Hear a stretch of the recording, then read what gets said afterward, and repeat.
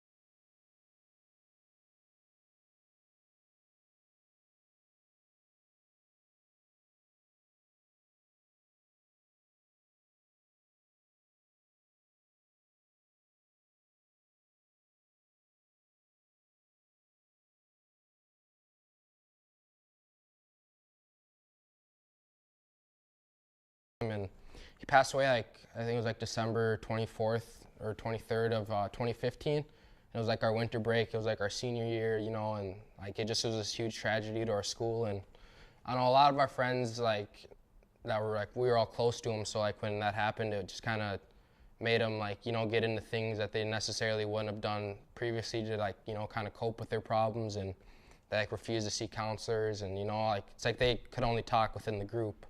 And I don't know, it's just really hard to like, at that young of an age when like your mental state about something like that's not as like strong. Go for it. All right, my name's Isaac Gerard, spelled ISAAC GIRARD. And I'm Sean Kamstra, SeanKamstra. Cool. All right, so how did you guys come up with this business? Would you call it a business? Yeah, I'd say it's like a part of a business. Maybe a we want- campaign. Yeah, more of like a campaign sort. So I think, well, we had like a friend, or he had a friend that passed away like from suicide, and like I think it was early September, was it? Right, yeah. And then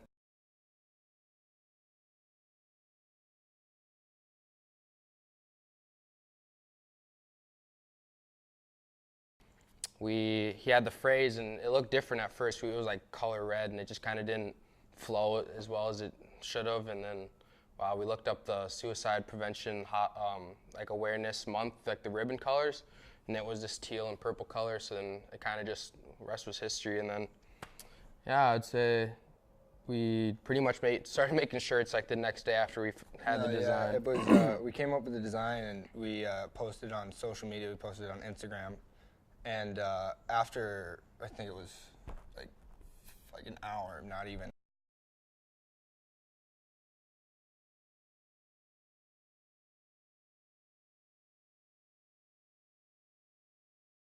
So I think it was 4 days that we met with Lake Shirts, a company out in Detroit Lakes who manufactures shirts, and we talked to the owner, who we're good family friends with as well. They're great guys, great people over there, and they helped us. They started us out with 100 shirts that were just totally free. So then the first 100 were free, and then after that, I think, did we like 1 or 2 more orders after that of like 100 more shirts? Yeah.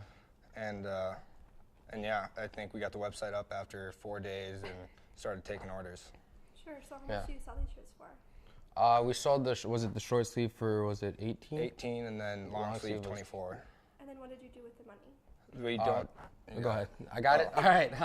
So we had donated a large, like pretty much all of it, to the American Foundation for Suicide Prevention, and we actually donated. What was that in? We have the picture too. I think it was February, wasn't it? I think.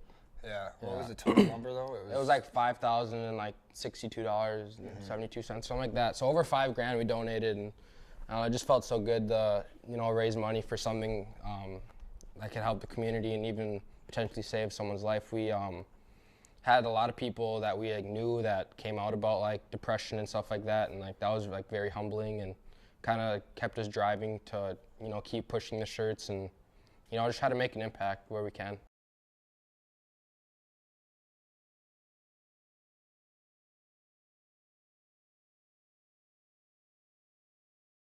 Like people from outside the state even. We had like a couple orders from like Arizona, like places in like South Dakota, like places like that. And it's just cool like that it's not just people in our community, it's literally every single like city, every place that stuff like this does happen, but there's not like a group of individuals that will take initiative to kind of spread awareness about it.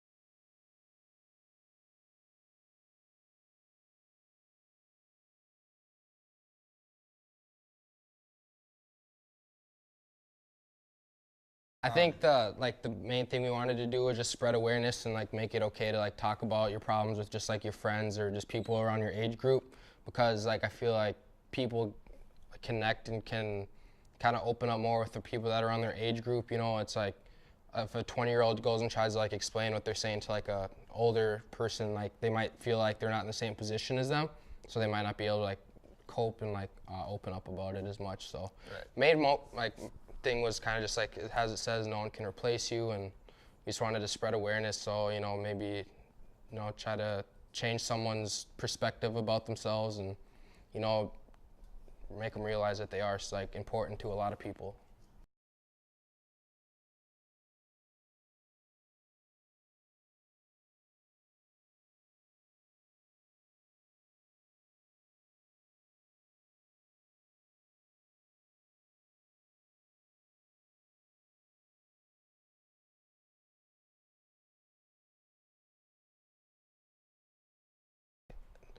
From like looking back on it, like there might have been some warning signs, but it wasn't like anything that would have like indicated, oh, like we need to talk to him about this kind of issue or anything like that that could have really prevented it. It was just kind of like a freak accident.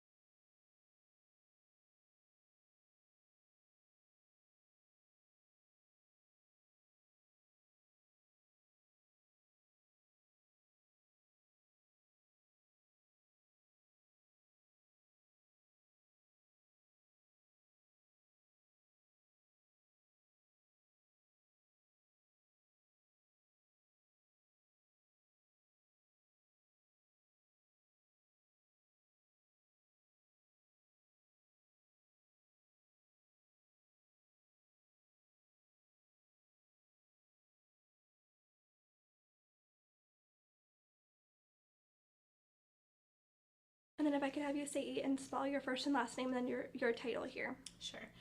My name is Ashley Ladberry Herchena, which is Ashley, and my last name is Ladbury space Herchena, which is Hricchena, and my title is Training and Education Coordinator. Sure. All right. So can you tell me a little bit more about what you do here at First Link? So I am in charge of helping to train all of our call specialists when they start here at First Link, and then I also am in charge of coordinating our training programs for the community. So we have a number of different trainings that we offer for the community on mental health and suicide awareness. Okay, so then what do you think the importance is in your role here in helping people who may have suicidal thoughts in the Fargo Moorhead area?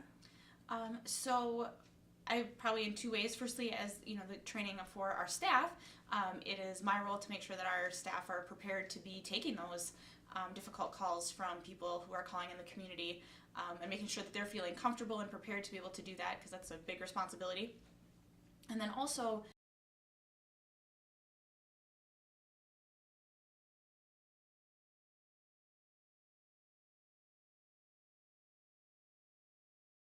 and help get them connected to resources and to help too.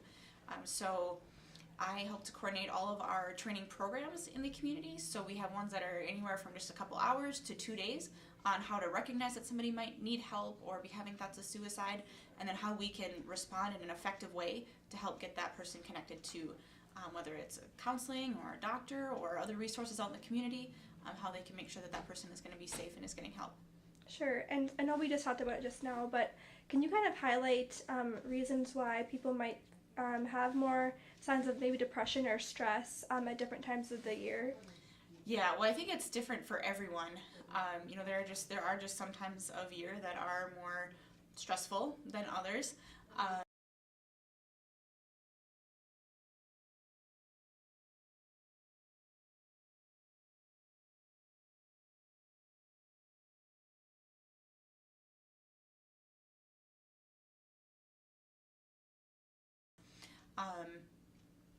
Summertime can be a difficult time for people sometimes, just because there's less structure, and sometimes people do better with, you know, keeping busy and having things to do, and sometimes when there's less of that, summer can be hard for some people.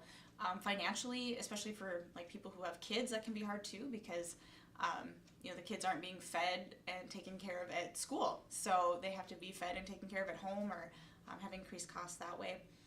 I think, you know, there's just kind of different times of year where you see kind of different spikes in different populations, just because there are times of year that are harder than others for people.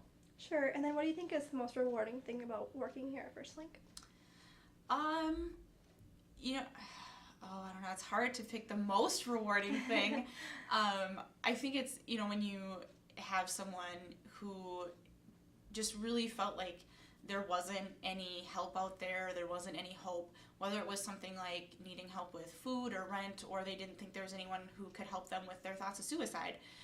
But if, you know, like when people realize that there is somebody out there that cares, or there's an agency that's going to be able to help them, that they just didn't even realize existed, I think is probably the most rewarding thing of helping people connect to those resources, and helping people understand there are people that care and agencies that want to help. Mm-hmm. In your opinion, do you think there is quite a few people in the Fargo Moorhead area that are experiencing these type of difficulties, and to be able to reach out to you guys? Yeah.